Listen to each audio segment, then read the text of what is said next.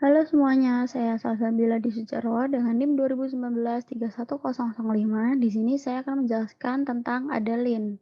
Jadi, model Adalin itu adaptive linear neuron ditemukan oleh Widrow dan Hoff pada tahun 1960. Arsitekturnya mirip dengan perseptron.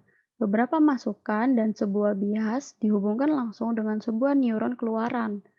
Perbedaan dengan perseptron adalah dalam hal cara modifikasi bobotnya. Bobot modifikasi dengan aturan delta sering juga disebut dengan least mean square. Selama pelatihan, fungsi aktivasi yang dipakai adalah fungsi identitas dengan net sama dengan sigma i xi wi ditambah b, dan y sama dengan f net sama dengan sigma i xi kali wi ditambah b.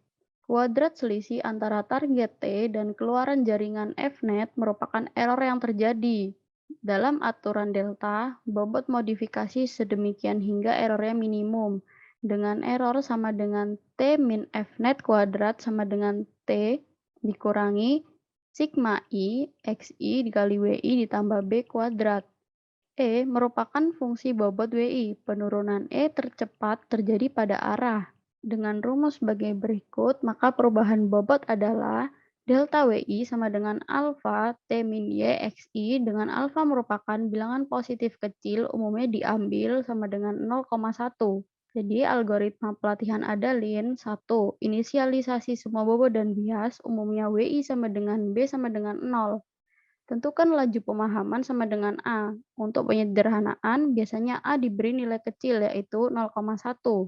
Yang kedua, tentukan toleransi kesalahan yang diizinkan.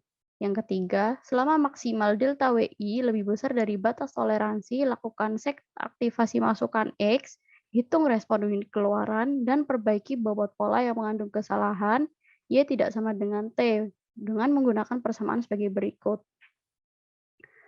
Setelah proses pelatihan selesai, Adalin dapat dipakai untuk pengenalan pola. Untuk itu, umumnya dipakai fungsi threshold bipolar meskipun tidak menutup kemungkinan digunakan bentuk lainnya. Caranya adalah sebagai berikut. 1. Inisialisasi semua bobot dan bias dengan bobot dan bias hasil pelatihan. Yang kedua, untuk setiap masukan input masukan bipolar X, lakukan set aktivasi masukan XI, hitung net vektor keluaran, dan kenakan fungsi aktivasi Y sama dengan 1 jika net lebih besar dari sama dengan 0.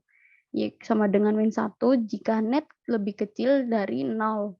Berikut contoh dari metode Adalin.